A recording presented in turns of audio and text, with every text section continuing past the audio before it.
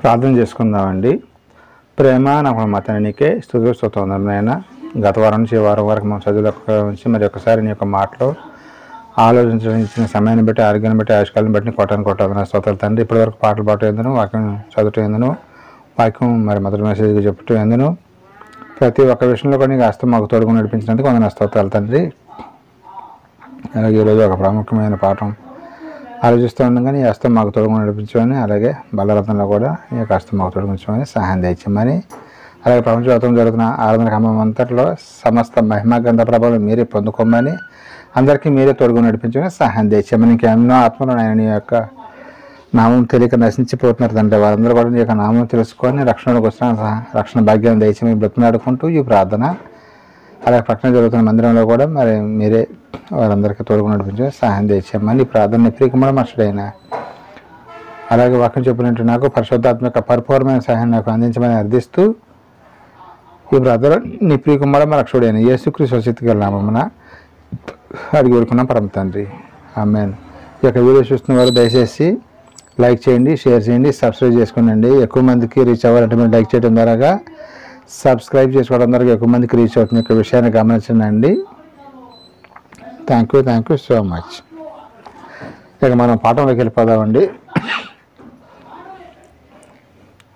భయం లేని జనం, భయపెడుతున్న దైవం. గత వారం మనం మొదటి వర్తమానం విన్నామండి, మొదటి మెసేజ్ విన్నాం కదా.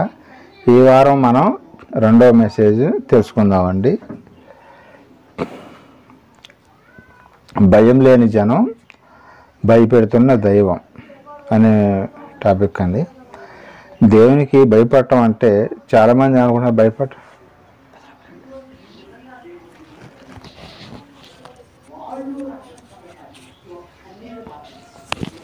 దేవునికి భయపడటం అంటే ఏదో ఒక భయంకరమైన విషయం కాదండి. భయపడటం అంటే ఆయన చెప్పినట్టుగా మనం వినటం మాత్రమే. భయపడటం అంటే అదేదో ఒక ఫోబియా లాగా అనుకోవాల్సిన అవసరం లేదు.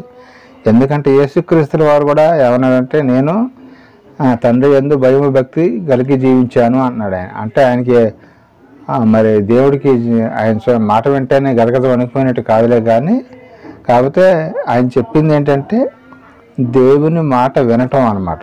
అంటే దేవుని వాక్యాన్ని ప్రకారంగా జీవించటం. ఒక మాటలో చెప్పాలంటే వాక్యానుసారంగా జీవిస్తే అది మనం దేవుడికి భయపడినట్టే. భయపడటం ఇంకేదో అని భయపడాల్సిన అవసరం లేదండి. ఈ యొక్క విషయాన్ని గమనించండి. దేవునికి భయపడకపోతే లేకపోతే దేవుని మాట వినకపోతే వచ్చే నష్టాల గురించి మనం ఈ రోజున తెలుసుకుందామండి.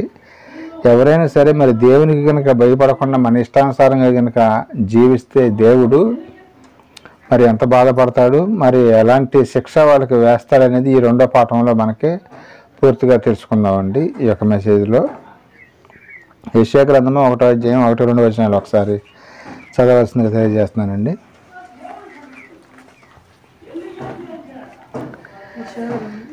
యెషయా గ్రంథము 1వ అధ్యాయం 1-2 వచనాలు. ఉజ్జియా, యోతాము, ఆహాజు, హిజ్కియాను యోధారాజుల దినములలో యోధాను గుర్చియు యెరూషలేము గుర్చియు ఆమోజు కుమారుడగు యోషియాకు కలిగిన దర్శనం. యెహోవా మాట్లాడుచున్నాడు, ఆకాశమా ఆలకించము, భూమి చెవియొగ్గుము. నేను పిల్లలను పెంచి గొప్పవారిని చేస్తే వారు నా మీద తిరగబడుతున్నారు. సరే అండి, ఆయన ఏం చేశాడంటే పిల్లలంట పెంచి పెద్దవాళ్ళని చేస్తే ఆయన మీదే తిరగబడుతున్నారంట. ఇదేంటి ఇప్పుడు ఇది మనుషులకే తప్పట్లేదు అనుకుంటే దేవుడికి కూడా తప్పట్లేదు ఈ తిరుగుబాటు అనేది. అంటే ఈ లోకంలో చాలామంది పిల్లలు కూడా తల్లిదండ్రులకి తిరగబడి వాళ్ళు ఇష్టం వచ్చినట్టుగా చేసేవాళ్ళు చాలామంది ఉన్నారు.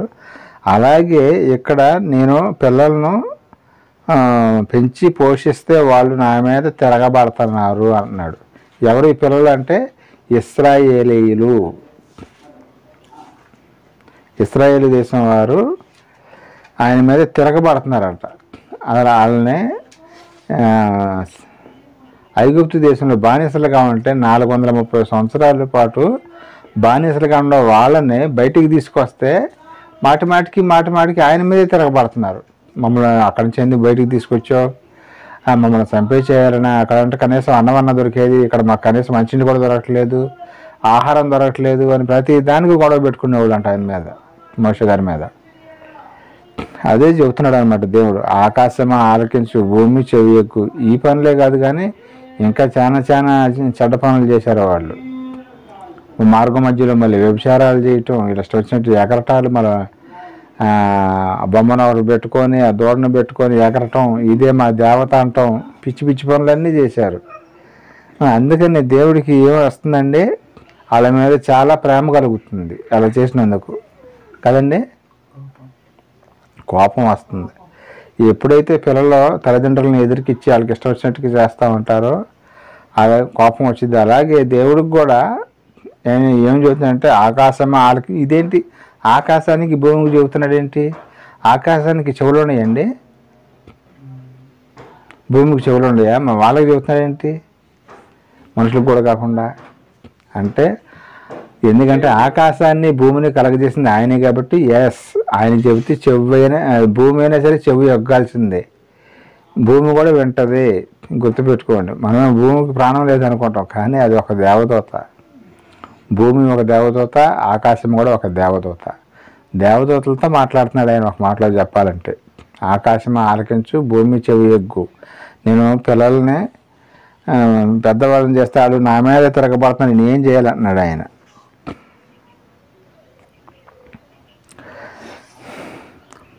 మనుషుల యొక్క శాస్త్రాలు కూడా ఒక్కోసారి ఏమవుతాయంటే ఇట్లాగే తిరగబడతా ఉంటారు.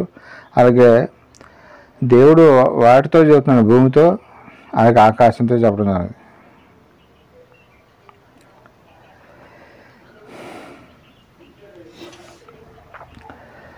ఇంకా మనం చూస్తే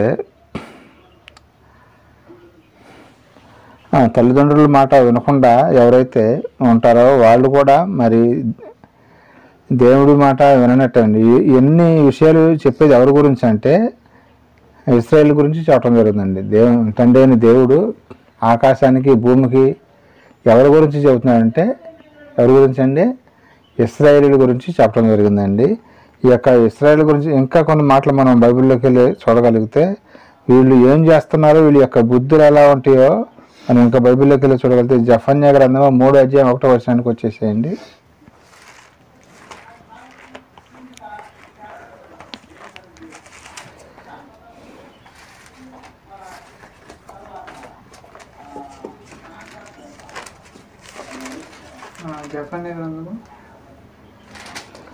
జెఫన్యా గ్రంథము 3:1. ముష్కరమైనదియు భ్రష్టమైనదియు అన్యాయము చేయు నదియగు పట్టణమునకు శ్రమ. మష్కరము అంటే ముష్కరులు, దొండగులు అని వార్తల్లో చెబుతూ ఉంటారు చూసారా. ముష్కరులు, దొండగులు అంటే క్రూరమైన వాళ్ళు, ఇక మనుషుల్ని నిట్ట నీళ్ళను చంపేసేయటం అనమాట. ముష్కరులు బొంబాయిలు బాంబులు పెట్టి దాడులు చేశారు, దొండగులు అంటారు చూసారా వాళ్ళ అనమాట. అంటే అతి క్రూరంగా, చిన్న లేదు, పెద్ద లేదు, ముసల లేదు, ముతక లేదు, ఎవరినైనా సరే చంపేస్తారు వాళ్ళు. దయాదాక్షిణ్యం అనేది ఉండదు వాళ్ళని. మరి ముష్కరులు అంటారు అనమాట వాళ్ళని. ముష్కరులు అంటే దయాదాక్షిణ్యం లేకుండా ఎట్లాగైతే చంపేస్తున్నారు ఇశ్రాయేలీలు, వీళ్ళు కూడా కొంతమంది ఏం చేస్తున్నారంటే దయాదాక్షిణ్యం లేకుండా మనుషులను చంపేస్తున్నారంట. ఎవరైతే దేవుని మాటలకు చెవి ఎగ్గకుండా ఉంటారో వాళ్ళు బ్రతిక ఉన్న శవాలతో సమానం అన్నట్టుగా చెబుతున్నాడు ఆయన. ప్రకటన గ్రంథంలో అంటాడు, మీరు బ్రతిక ఉన్నా సరే శవాలతో సమానం అన్నట్టుగా చెబుతాడు. అందుకనే దేవుని మాట ఎప్పుడైతే మనం ధిక్కరించామో మనం ఆయన దృష్టిలో ఒక శవంతో సమానంగా చూస్తాడనమాట. అందుకని ఎప్పుడు కూడా ఆయన యందు భయము, భక్తి కలిగి ఉండాలి. కానీ మనకి ఇష్టం వచ్చినట్టుగా కనుక చేస్తే కనుక ఆయన పొరపాటును కూడా ఒప్పుకోడనమాట. అందుకని ఇక్కడ జెఫన్యా గ్రంథంలో వీళ్ళు ఏం చేస్తున్నారంట, ముష్కరులుగా తయారయ్యారంట. మనం ఇంకొకసారి చదవండి.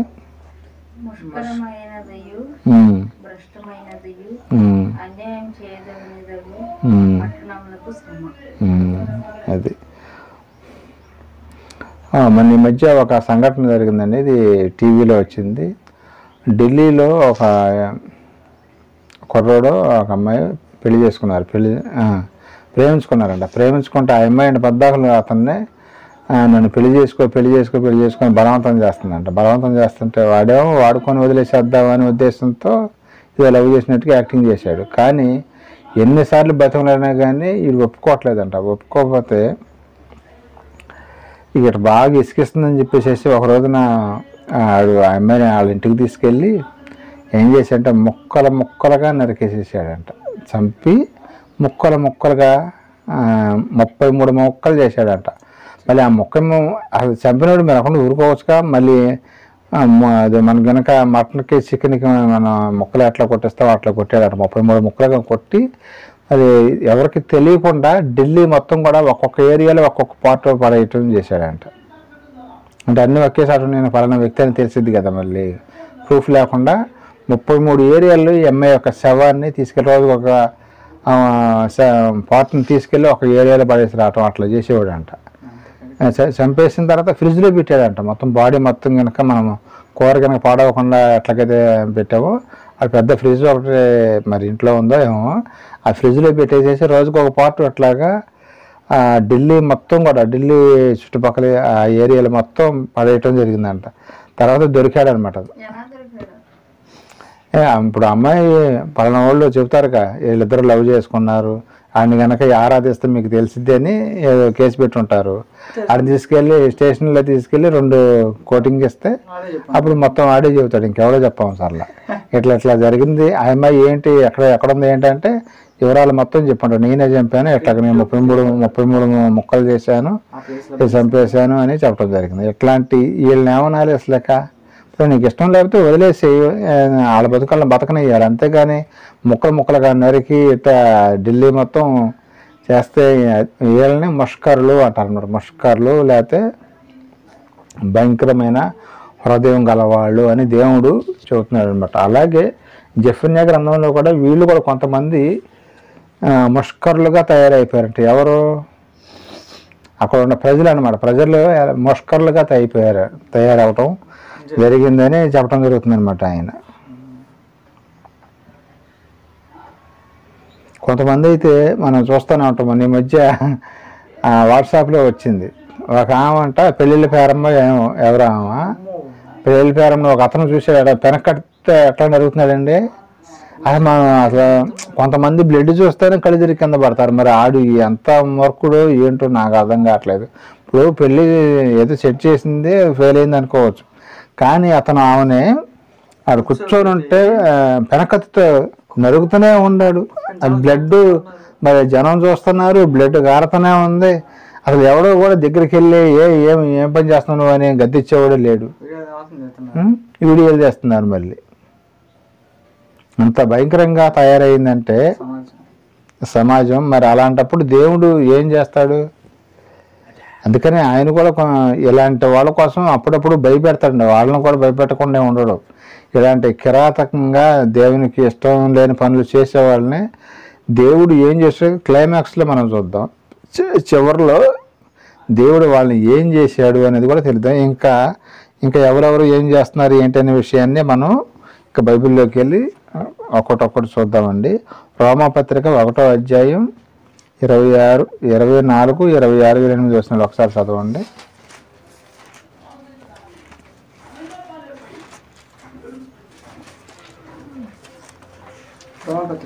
రోమాపత్రిక 1వ అధ్యాయం 24, 26, 28 వచ్చినాడు.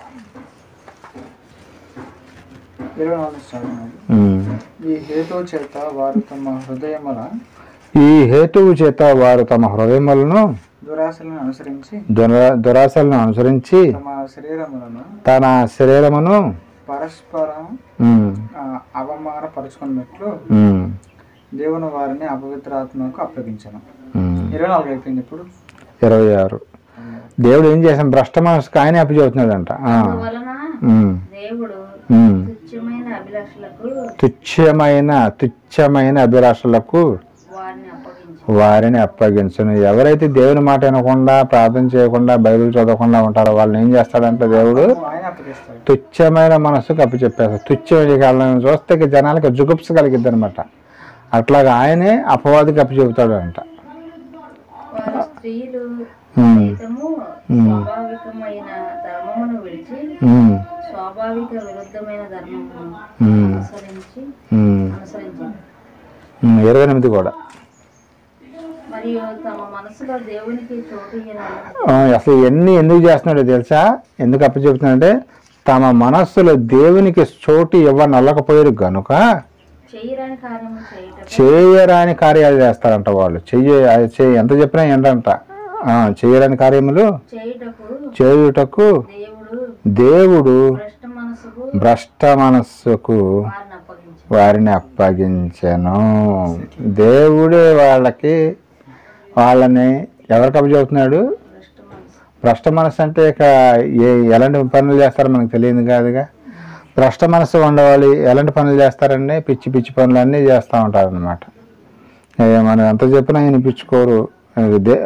ఒక విషయం ఏంటంటే ఇక్కడ అప్పచెప్పేది ఎవరో కాదు, తల్లిదండ్రులు కాదు, లేకపోతే ఇంకొకరు కాదు, లేకపోతే చుట్టాలు కాదు, ఫ్రెండ్స్ కాదు, దేవుడా వాడికి అరే నీకు దొరికాడు ఫుల్ మీల్స్ నీకు వదిలేసేస్తున్నాను, నీ ఇష్టం వచ్చినట్టు చేసుకో అని చెప్పేసి వదిలేసేసి అనుకో. ఇక ఆ రోజు నుంచి వాడి బతుకు ఎలా ఉంటుందంటే కుక్క బతుకు అంటారు చూసారా, అలా కుక్క బతుకులాగా అయిపోద్ది అనమాట. భయం భక్తి లేకుండా, దేవుడు అంటే భయం లేకుండా భక్తి లేకుండా ఎట్లా పడితే అట్లాగా జీవిస్తే ఆయన ఏం చేస్తాడంటే వాళ్ళని భ్రష్ట మనసుకు అప్పచెప్పేసేస్తాడనమాట. భ్రష్ట మనసుకు అప్పచెప్తే వాళ్ళు చేయరాని కార్యాలన్నీ కూడా చేస్తారు. వ్యభిచారాలు చేస్తారు, దొంగతనం చేస్తారు, అబద్ధాలు ఆడతారు, ప్రతి దానికి కూడా ఇక సీరియస్ అవ్వడం చేస్తారు. ఇక అన్నీ కూడా మనకు తెలిసిన విషయం. భ్రష్ట మనసు అంటే ఇక అదే అనమాట. దేవునికి వ్యతిరేకంగా చేసే కార్యాలన్నీ కూడా భ్రష్ట మనసు చేసే కార్యాలే. అది ఒక మాటలో చెప్పాలంటే. మరొకసారి జఫన్యా గ్రంథానికి వెళ్దామండి. జఫన్యా గ్రంథం 3:1 ఒకసారి చదవండి. ఇందాక చదువుకున్నదే 774 పేజీ.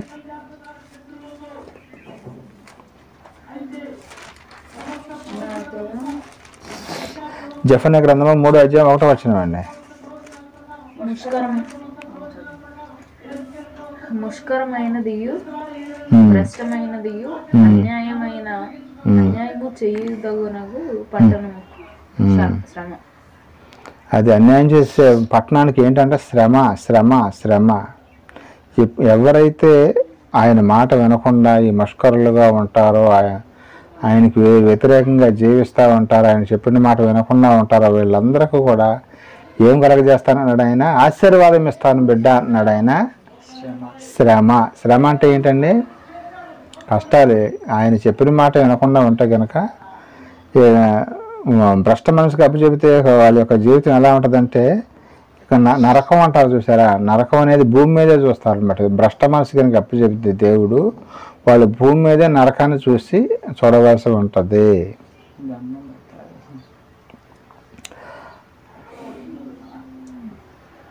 ఆ 3వ వచనం కూడా ఒకసారి చదవండి. అదే జఫన్యా 3:3.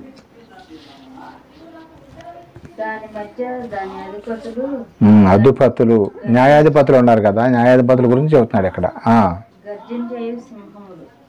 న్యాయాధిపతులు అంట ఇప్పుడు అక్కడ న్యాయం దొరకట్లేదంట. న్యాయాధిపతులు అంటే బయట ఇప్పుడు ఎవరండి? ఇప్పుడు ప్రజెంట్ సమాజంలో ఉండేవాళ్ళు జడ్జి, లాయర్స్, ఆ కోర్టుకు సంబంధించింది అనమాట. న్యాయాధిపతులు ఏం చేస్తారంటే అప్పుడు ఒకసారి చదవండి 3వ వచనం. దాని మధ్య అధిపతులు గర్జించేయు సింహములు, దాని న్యాయాధిపతులు రాత్రి అందు తిరుగులాడుచు తెల్లవారు వరకు ఎల్లో ఏమీ మిగలకుండా భక్షించు తోడేళ్ళు. చూసారా? ఒక్కసారి కనుక మనం ఏదైనా కేసు పెట్టామనుకోండి, ఆ కేసు కోర్టుకి వేస్తే అమ్మ కోర్టు వద్దు ఏమొద్దులేండి ఇక్కడే మేము తెలిసి వేసుకుంటాం, కోర్టుకి వెళ్తే తేలతో పోవట్లేదు, సంవత్సరాల పాటు మమ్మల్ని తిప్పిస్తూ ఉంటారు కానీ ఉపయోగం ఏముంటుందని చాలామంది కోర్టు దాకా పోరండి. బుద్ధున్నాడు ఎవడో కూడా కోర్టు దాకా పోలేదు. ఏంటంటే ఫైనల్ స్టేజ్లో ఇక తప్పదో అనుకుంటేనే కోర్టు దాకా వెళ్తారు. కానీ ఏదైనా న్యాయం గురించి న్యాయం జరగాలని బుద్ధునుడైతే ఎవరో కూడా కోర్టుకి వెళ్ళరండి. ఎందుకంటే వాయిదాల మీద వాయిదాలు. మన కేసు మనం చూస్తూనే ఉన్నాగా. నాన్నగారు వేశారు, ఆయన ఎన్ని సంవత్సరాలు అవుతుంది? ఇంకా 5-6 సంవత్సరాలే, 3-4 సంవత్సరాలు అవుతుంది. అట్లా కోర్టుకి వేసి తిరుగుతూనే ఉండాల్సి వచ్చింది. కానీ ఇంకా అది మరి చివరలేదు, మొదలలేదు. మళ్ళీ చూసారా ఆ స్థలం, ఇళ్ళ స్థలం గురించి కోర్టుకి వేస్తే చివరలేదు, మొదలలేదు. ఇంకా ఏం తేలేదు, అట్లాగే ఉంది. అందుకనే కోర్టుల దాకా వెళ్ళొద్దని చెబుతున్నాడు దేవుడు. అయితే ఏదైనా కూర్చొని మాట్లాడుకోండి, కానీ కోర్టుల దాకా న్యాయాధిపతుల దగ్గర మీకు న్యాయం దొరుకుద్ది అనుకోవటం మీరు వెరితనం రా అబ్బాయి, వద్దు వద్దు, అసలు అక్కడ దాకా వెళ్ళొద్దని చెబుతున్నాడు దేవుడు. నన్ను నమ్ముకోండి అన్నాడు ఆయన. న్యాయాధిపతుల్ని, కలెక్టర్ని, లేకపోతే ముఖ్యమంత్రిని, ప్రధానమంత్రిని కాదు, నన్ను నమ్ముకుంటే మీకు న్యాయం కలిగిద్ది. అందుకని ఆకాశమా ఆలకించు, భూమి చెవి యొగ్గు అంటే ఈ పిల్లలు నా దగ్గరికి రాకుండా నా పిల్లలు ఆ లాయర్ దగ్గరికి, లేకపోతే కోర్టు దగ్గరికి, పోలీసు దగ్గరికి వెళ్తున్నారు, కానీ నా దగ్గరికి రావట్లేదు అని బాధపడుతున్నాడు ఆయన. భయం లేక భయం లేని జనం భయపడుతున్న దైవం. ఎలా భయపడతాడో కొంచెం ముందుకెళ్ళాక చెబుతాను నేను. ఇంకా మనం చూడగలిగితే యెషయా గ్రంథము 1వ అధ్యాయం 17వ వచనానికి వచ్చేసేయండి.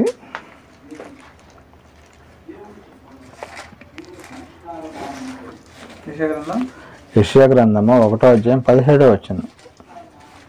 కీడు చేయుట మానుడి, మేలు చేయ నేర్చుకోండి. కీడు చేయటం మానేసి మేలు చేయటమే నేర్చుకోవాలి. న్యాయము జాగ్రత్తగా విచారించుడి, హింసించబడును వారిని విడిపించుడి. హింసించే వారిని విడిపించాలి. కానీ ఇంకెవరన్నా బాధపడుతున్నాడు అనుకో, మనం వెళ్ళి ఇంకో చాలామంది ఏం చేస్తారంటే కొద్దిగా పెట్రోల్ కానీ కారం కానీ వేసి వస్తారు, బాధపడేవాడిని ఓదార్చకుండా. తండ్రి లేని వానికి న్యాయము తీర్చుడి, విధవరాలి పక్షముగా వాదించుడి. తండ్రి లేని వారిని మనం ఏం చేయాలి? న్యాయం చేయాలి, విధవరాలకు కూడా సహాయం చేయాలని చెబుతుంది బైబిల్. కానీ ఎందుకని బైబిల్ విధవరాలకు సహాయం చేయమని చెబుతుంది? విధవరాలంటే అందరికీ చిన్న చూపు కదా, చిన్న చూపు. ఎవరో పట్టించుకోరు, ఆమెకు రూపాయి సహాయం చేసేవాళ్ళు ఉండరు, మాట సహాయం చేసేవాళ్ళు కూడా ఉండరు. కనీసం మీరైనా క్రైస్తవులుగా, నా పిల్లలుగా మీరైనా సరే వాళ్ళకి సహాయం చేయాలి అని చెబుతున్నాడు అనమాట. ఇప్పుడు విధవరాలంటే ఎవరికైనా చిన్న చూపే ఉంటుంది. ఎందుకని? ఆమె దగ్గర సంపాదన ఉండదు. భర్త ఉంటే పిచ్చోడు ఎచ్చోడు ఎవరో ఒకళ్ళు, భర్త అనేవాడు ఉంటే భార్యకి విలువ ఉంటుందండి. అదే భర్త లేకపోతే కనుక భార్యకి విలువ ఉండదు అనమాట. అందుకనే భేద విధవరాలకి మీరేం చేయాలంటే ఆమె తరఫున మీరు మాట్లాడాలి అని చెబుతున్నాడు. కనీసం క్రైస్తవులైనా సరే మీరు వాళ్ళ తరఫున మాట్లాడాలని చెప్పడం జరుగుతుంది. ఈ యొక్క విషయాన్ని కూడా మనం గమనించాలండి. ఎందుకంటే ఆమెను ఎవరో పట్టించుకోరు. ఆమె కోర్టులో కేసు వేసింది అనుకో, ఆమె తరఫున ఎవరన్నా మాట్లాడతారా? ఏం ఫీజు ఇచ్చిద్దిలే. కొంతమంది లాయర్లు అంటారు, ఈ నెలలో మంచి కేసులు రాలేదండి అంటే, మంచి కేసులు అంటే డబ్బులు ఇచ్చే కేసులు అనమాట. మంచి కేసులు అంటే ఆ లెక్కలు ఏంటి? బాగా డబ్బులు ఇచ్చే కేసులు మంచి కేసులు. ఈ నెలలో ఒక్క కేసు కూడా రాలేదండి, అసలు డబ్బులు రాలేదు, మంచి కేసు అంటే. అది ఏమన్నా చేయని, మర్డర్లు చేయని, మానభంగం చేయని, ఏదన్నా చేయని, కానీ మంచి కేసు రాదని బాధపడుతూ ఉంటారు లాయర్లు కొంతమంది. అందుకని దేవుడు ఏం చేస్తానంటే, మీరు డబ్బుల కోసం కాదయ్యా, మీరు విధవరాలు ఉంటారు కదా, వాళ్ళకి హెల్ప్ చేయాలి మీరు అని దేవుడు చెప్పడం జరుగుతుంది అనమాట. ఈ యొక్క విషయాన్ని గమనించి ఇంకా 23వ వచనానికి వచ్చేసేయండి. అక్కడే యెషయా గ్రంథం 1వ అధ్యాయం 17 చదివారు కదా, ఇప్పుడు 23వ వచనం. నీ అధికారులు ద్రోహులు దొంగలు. వారందరూ లంచము కోరుతారు. అబ్బా చూసారా, అప్పుడే చెప్పేశాడు. ఎప్పుడైనా బహుమతి గిఫ్ట్. అదే మొన్న మధ్య ఒక సినిమాలో కూడా, శివాజీ సినిమాలో గిఫ్ట్ అంట. ఆ ప్రాజెక్టు వాళ్ళు కట్టుకోవడానికి ఎన్ని కోట్లు అడుగుతారు? కోట్లే, లక్షలు కూడా కాదు. ఆయన ఏదైనా మంచి పని చేయాలని సరే ఈ రోజున ఏం చేయాల్సి వస్తుందంటే లంచం. ప్రతి ఒక్క అధికారికి కూడా లంచం.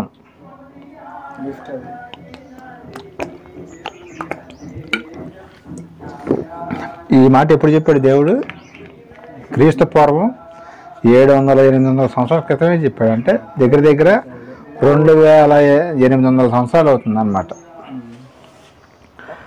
2800 సంవత్సరాల క్రితం ఎట్లా మిమ్మల్ని, ఇది మీరు ఏదైనా మంచి చేయాలనుకున్నా సరే మిమ్మల్ని కూడా మీరు వాళ్ళు ఏం చేస్తారంటే లంచం అడుగుతారు, లంచం ఇవ్వాల్సి వచ్చింది అని చెబుతున్నాడు అనమాట.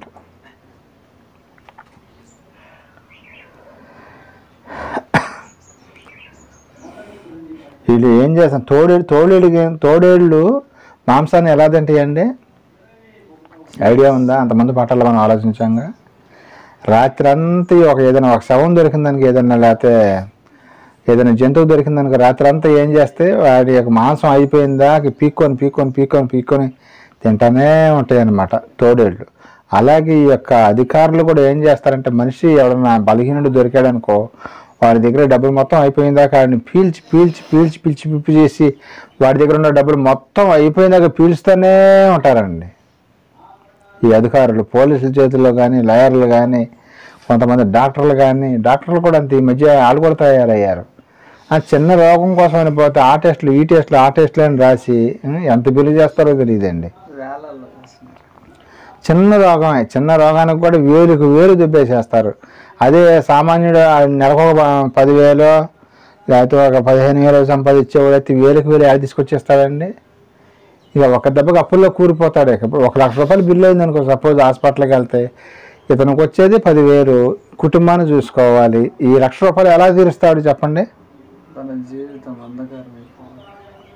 ఈ 1,00,000 రూపాయలు బాకీ తెలిసిన ఏదో ఒక మెడికల్ మెరాకిల్ అంటారు, ఏదో మెరాకిల్ జరగాలి అతని యొక్క జీవితంలో. 1,00,000 రూపాయలు అప్పు తీర్చాలన్నా సరే ఎంతో శ్రమ పడాల్సి వచ్చింది. ఓటీలు చేసినా ఏది చేసినా ఏమవుతాయి? ఇప్పుడు మహా అయితే 10,000 వస్తాయండి. ఓటీలు చేస్తే ఎన్ని వస్తాయి?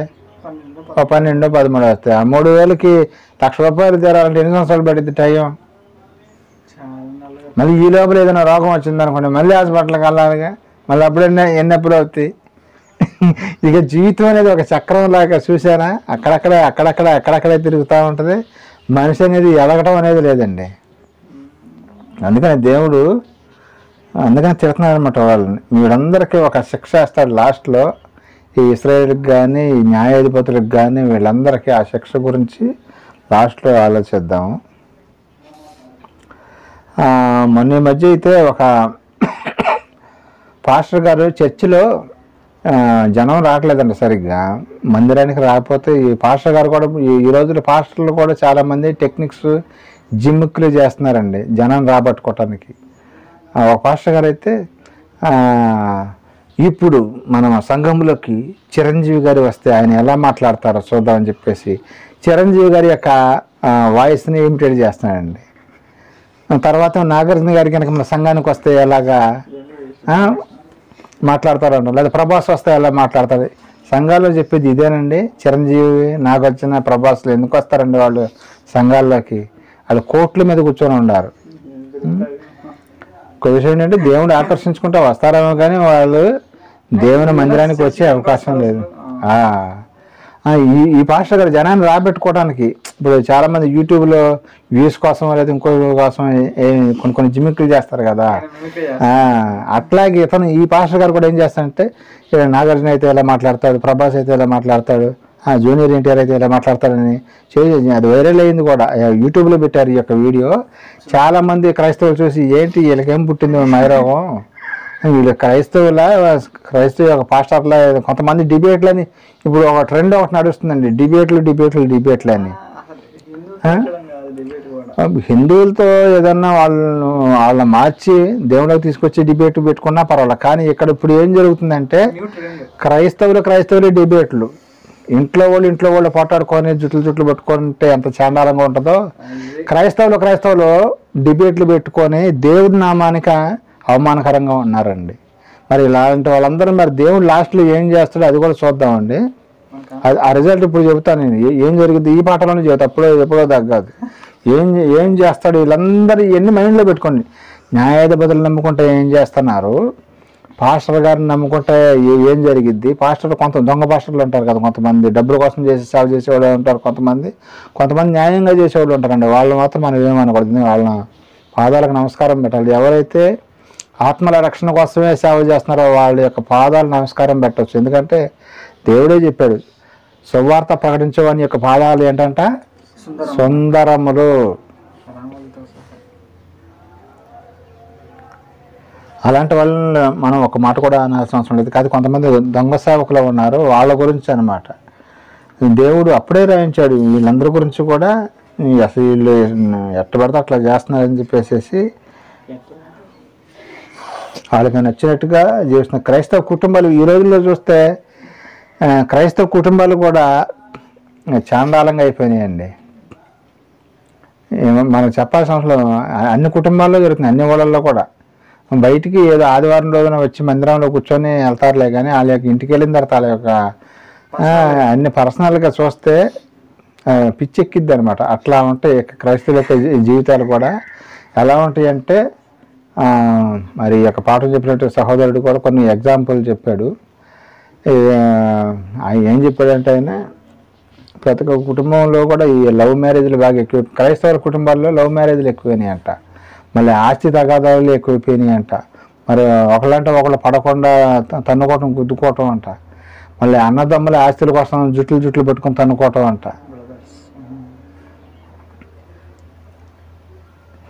అసలు నానా చాండాలం అయిపోయిందని చెప్పుకోవాలి. ఇప్పుడు క్రైస్తవులు కూడా చాలామంది ఏదో 400 కోట్ల మంది క్రైస్తవులు అని చెప్పుకున్నాం కానీ వాస్తవంగా దేవుని చిత్తానుసారంగా బతికేవాళ్ళు కొద్దిమందేనండి. ఈ 400 కోట్ల మందిలో కొద్దిమందే ఉన్నారు దేవుని చిత్తానుసారంగా బతికేవాళ్ళు. అందుకని దేవుడు ఏమన్నాడు, ఆకాశమా ఆలకించము, భూమి చెవి యొగ్గుము. ఎందుకు చెప్తున్నాడు వాళ్ళకి చెప్పండి? ఆయన యొక్క మనసులో బాధ అనమాట ఆయనకి. ఇది ఈ దేవదూతలు అండి. చాలామందికి ఈ విషయం తెలియదు. ఏంటి భూమి వింటదా, ఆకాశం వింటదా అంటే నువ్వు బైబిల్ తెలుసుకుంటే నీకు వింటదో లేదో నీకు అర్థమైంది. బైబిల్ తెలియకుండా ఏం లేకుండా కొంతమంది దీన్ని కూడా కొంతమంది ట్రోల్ చేసేవాళ్ళు ఉంటారు. ఆకాశం ఆలకించే భూమి, ఆయనంత తెలివి తక్కువ అనుకుంటారు ఈ మేధావులు. కానీ ఆయనంత తెలియగలడు, వీళ్ళకి తెలియదు అసలు అక్కడ విషయం. ఆయన ఆకాశం ఆలకించి భూమి చెవి యొగ్గు అంటే మనకులాగా మనం లొల్లి మాటలు మాట్లాడండి దేవుడు. మనమన్న పనికిరాని మాటలు రోజుకి ఎన్నో మాటలు మాట్లాడతాం కానీ దేవుడు మాత్రం ఒక్క మాట కూడా ఆయన నోట్లోంచి వేస్ట్ మాట రాదు. ఇంకా మనం చూడగలిగితే జెఫన్యా గ్రంథము 3:4 వచ్చేసేయండి.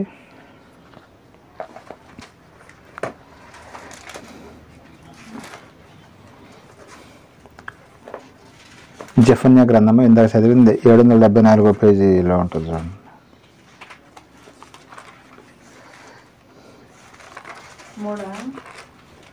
4వ వచనం అండి, 3:4 జెఫన్యా 3:4. దాని ప్రవక్తలు అంటే ఎవరంటే పాస్టర్లో అంటే మీకు అర్థమైంది.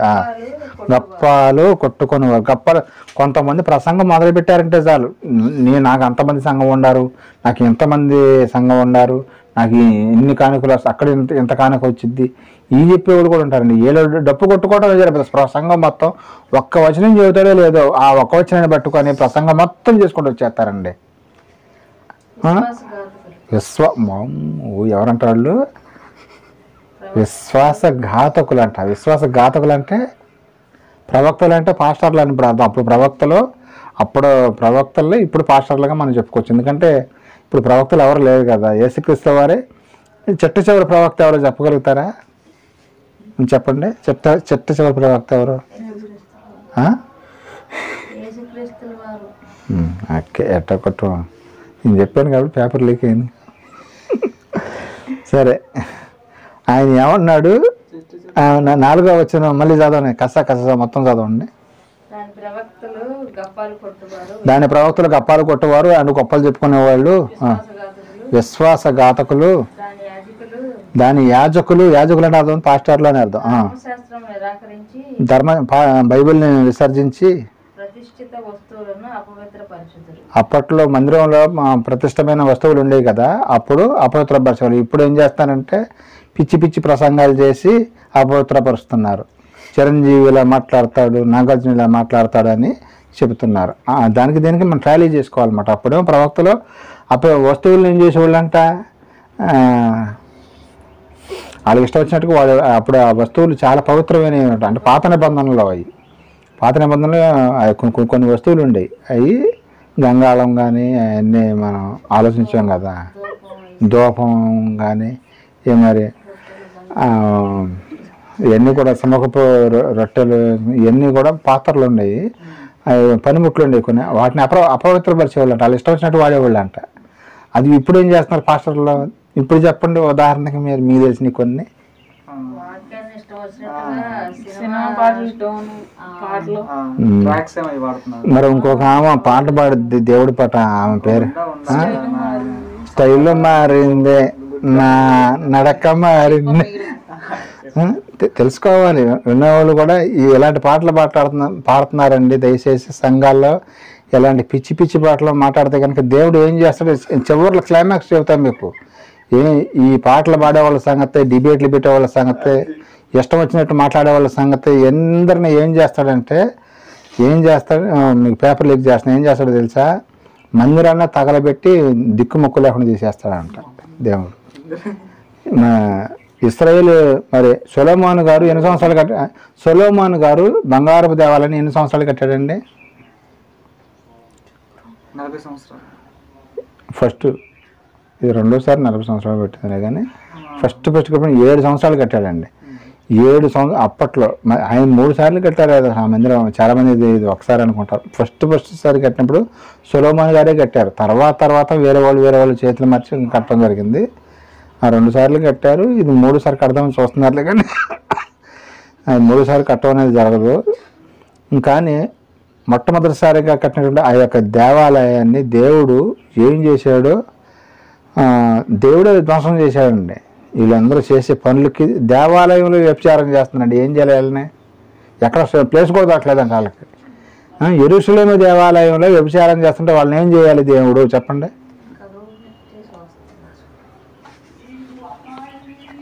వాళ్ళందరూ లేకుండా ఇప్పుడు అది కూడా చదివిస్తాం మీతో.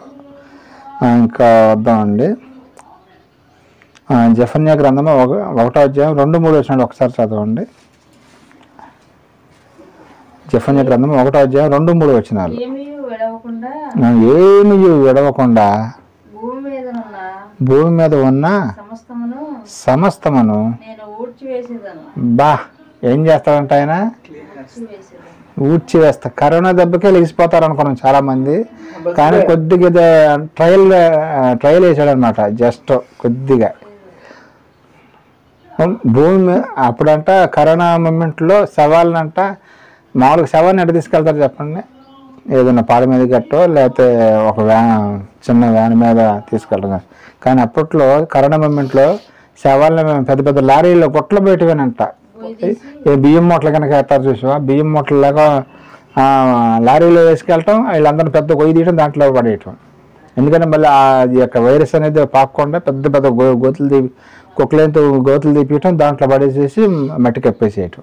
ఆ వైరస్ బయటికి రాకూడదు అన్నమాట. వైరస్ వస్తే మరి ఇంకా ఎక్కువ మంది చేస్తారని గవర్నమెంట్ అలాంటివి జాగ్రత్తలు తీసుకుంది. కానీ మరి ఇప్పుడు దేవుడు ఏమంటున్నాడు?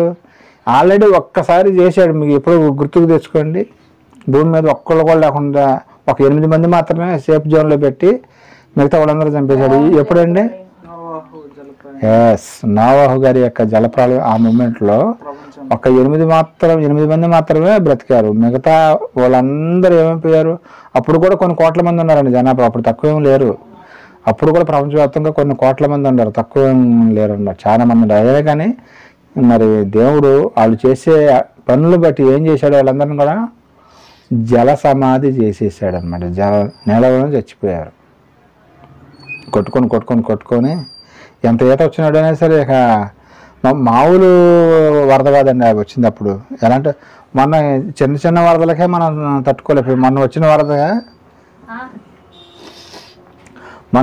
వరదకి మనం ఇంటికి కొండపల్లి నుంచి ఇంటికి రావడానికి ఎన్ని గంటలు పట్టిందండి? మధ్యలో నీళ్ళు రావటం వల్ల దీనికే మనం ఎంత అల్లాడిపోతున్నాం. ఒకవేళ జలప్రలయం లాగా అంత దాంట్లో ఒక 1% వచ్చినా కానీ మన ఎట్టుండేది అసలు? అదే 1% కూడా కాదండి, 0.0 అని చెప్పుకోవాలి మనం వచ్చిన వరదలో. కానీ 1% వచ్చినా సరే ఎవరు వెళ్ళకాలి వీళ్ళు వచ్చేవాళ్ళు కాదు, ఎక్కడో అక్కడ స్టక్ అయిపోవటం అనమాట. అట్లా ఉండేది అనమాట, అంత ఘోరంగా ఉండేది. కానీ మరి దేవుడు ఏం చెబుతున్నాడు? మీరు కనుక చెప్పిన మాట వినకపోతే మాత్రం మళ్ళీ ఊడ్చి పడేస్తాను మిమ్మల్ని అని వార్నింగ్ చేస్తాను అన్నమాట పాపం చేసేవాళ్ళని. అందుకని భయం లేని జనానికి ఏం చేస్తున్నాడు ఆయన? భయం చూపిస్తున్నాడు. ఊడ్చి పడేస్తా. కరోనా చూసారా మొన్న, జాగ్రత్తగా ఉండని చెప్పడం జరిగింది. మళ్ళీ 3వ వచనం కూడా చదవండి. జెఫన్యా గ్రంథం 1వ అధ్యాయం 3వ వచనం ముగించుకుందాం ఇంకొక 10 నిమిషాలు. పశువులనేమి నేను ఊడ్చి వేస్తున్నాను. మనుషుల్ని పశువుల్ని కూడా అంట, పశువులను కూడా ఉంచడంట. ఆకాశ పక్షులనేమి సముద్ర మత్స్యములేమి పక్షులు కూడా ఈసారి అయితే పక్షుల్ని వీటిని కూడా వదలంటున్నాడు ఆయన. ఉజ్జనులనేమి వారు చేసిన అపరాధములను నేను ఊడ్చివేసాను. అది జాగ్రత్తగా ఉండండి. అంతముందన్న వాటిలోకి కొంత పక్షుల్ని, ఏనుగుల్ని, పుల్ని ఎక్కిచ్చాడు, కానీ ఈసారి అవి కూడా ఉండవని చెబుతున్నాడు. ఆకాశ పక్షులు కానీ పుల్లు కానీ ఇవి కూడా ఉండవు. ఈసారి అయితే అవి జంతువులు కూడా ఉండవంట, ఆయన కోపం తెప్పిస్తే కనుక. చాలా జాగ్రత్తగా ఉండాలని చెప్పడం జరుగుతుంది. ఇక చివరిగా ఇప్పుడు క్లైమాక్స్కి వచ్చామండి. చివరిగా ఎన్ని చేస్తే చెప్పిన మాట వినకపోతే ఏం చేస్తాడో, ఆల్రెడీ ఒకసారి ఏం చేశాడో, యూదుల్ని లేదా ఇశ్రాయేలుని ఏం చేశాడో వాళ్ళ గురించి మనం మాట్లాడుకుందాం. దినవృత్తాంతంలో 2వ గ్రంథము 36వ అధ్యాయం. ఒకసారి అక్కడికి వచ్చేసేయండి. దినవృత్తాంతంలో 2వ గ్రంథము 36వ అధ్యాయం 15, 16, 17, 18 వచ్చిన ఒకసారి చదవండి.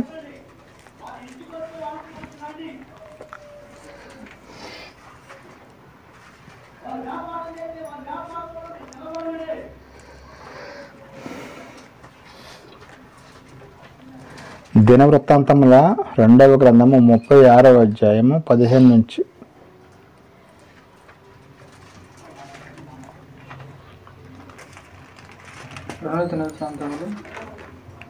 36వ అధ్యాయం. 2 దినవృత్తాంతముల 36వ అధ్యాయం 15వ వచనం నుంచి స్టార్ట్ చేసుకుందాం.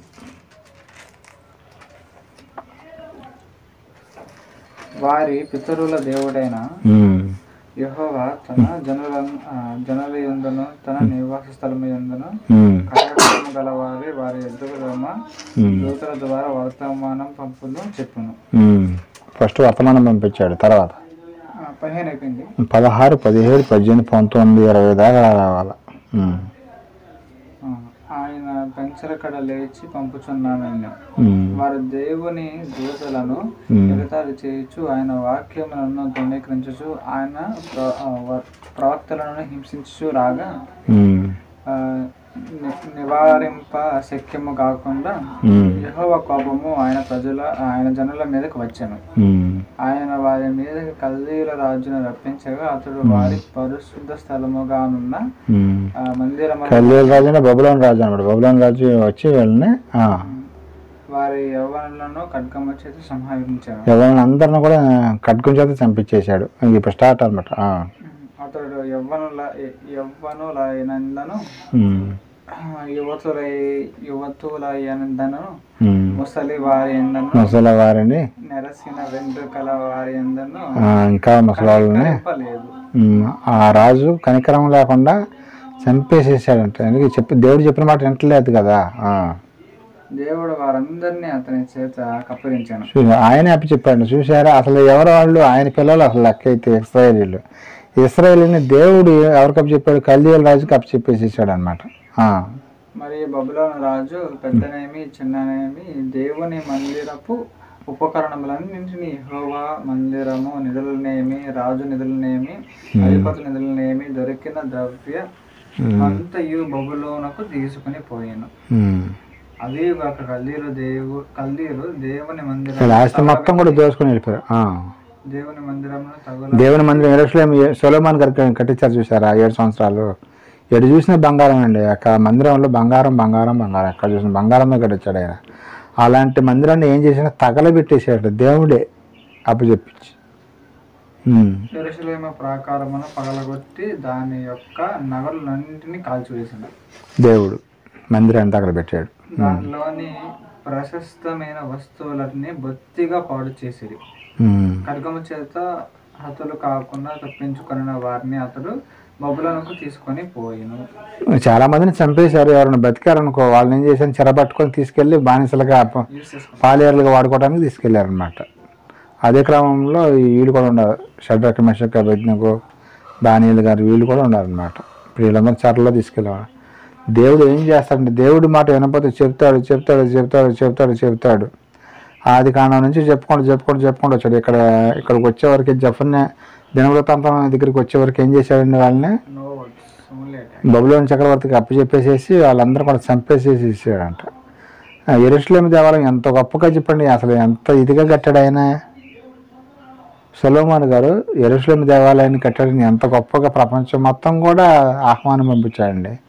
ఆ మందిరాన్ని ఓపెనింగ్ రోజున ఎంత గ్రాండ్గా చేశాడంటే మందిరం ఓపెనింగు అంత గ్రాండ్గా చేసిన ఆయన మరి దేవుడే మరి ఆ యొక్క మందిరాన్ని ఎందుకు తగలబెట్టించాడండి? ఎందుకు చేస్తున్నారంటే వాళ్ళు ఇష్టం వచ్చినట్టుగా పాపాలు చేస్తున్నారు, వ్యభిచారాలు చేస్తున్నారు, చెప్పిన మాట వింటలేదు, ఒకటి చెబితే ఒకటి చేస్తున్నారు, ఒకటి చెబుతుంటే ఒకటి చేస్తున్నారు. ఎంతకాలం అని ఓర్చుకుంటాడండి ఆయన మాత్రం. చాలామంది ఏమనుకుంటారు దేవుడు దయామయుడు, కరుణమయుడు, కృపమయుడు. అది ఒక సైడు. ఇంకొక సైడు ఆయనకు కోపం వచ్చిందంటే ఇప్పుడు మనం చూసాం కదా, యెరూషలేము దేవాలయం బంగారపు దేవాలయాన్ని తగలబెట్టిచ్చేసాడంట. అందుకని మనం కూడా ఒళ్ళు దగ్గర పెట్టుకోకుండా దేవుడు అంటే భయం భక్తి లేకుండా కనుక బ్రతికితే ఆయన ఏమంటే భయం లేని జనం భయపెడుతున్న దైవం. ఎలా భయపెడతాడండి మనల్ని? భయం లేకుండా కనుక మనం జీవించినట్లయితే ఆయన మనల్ని భ్రష్టాత్మకు అప్పు చెప్పేస్తాడండి. ఇప్పుడు కొత్త నిబంధనలు ఆయన ఇప్పుడు అప్పుడు అంటే మందిరం తగలబెట్టాడు, కానీ ఇప్పుడు మందిరాలు తగలబెట్టినా ఈ మందిరంలో ఏ పరిశుద్ధత లేదు. అందుకని మనల్ని తగలబెట్టేస్తాడు ఆయన. ఒక మాటలో చెప్పాలంటే మరో దెయ్యం అపవాదం నువ్వు చూసుకో, ఈ నా మాట ఇంట్లేదు కానీ నీ ఇష్టం అయ్యాక నేను ఏం చేసుకుంటూ చేసుకో అని భ్రష్ట మనస్సుకు అప్పు చెప్పేస్తాడు ఈ క్రొత్త నిబంధనలో. అప్పుడైతే రాజులకు అప్పు చెప్పాడు, బబులోను రాజుకి అప్పు చెప్పి కల్దీయుల రాజుకి బబులోను రాజుకి అప్పు చెప్పేశాడు. ఇప్పుడేం చేస్తాడు దేవుడు? మాట వినకపోతే భ్రష్టాత్మకు అప్పు చెప్పేస్తాడు. ఇక వాడు మొదటి స్థితి కంటే కడపడి స్థితి మరి చాండాలంగా దరిద్రంగా ఉంటుందంట. బాప్తిస్మము తీసుకున్న కొత్తలో మనం ఎంతో పరిశుద్ధుల్లాగా యేసు టూలాగా ఉంటాం.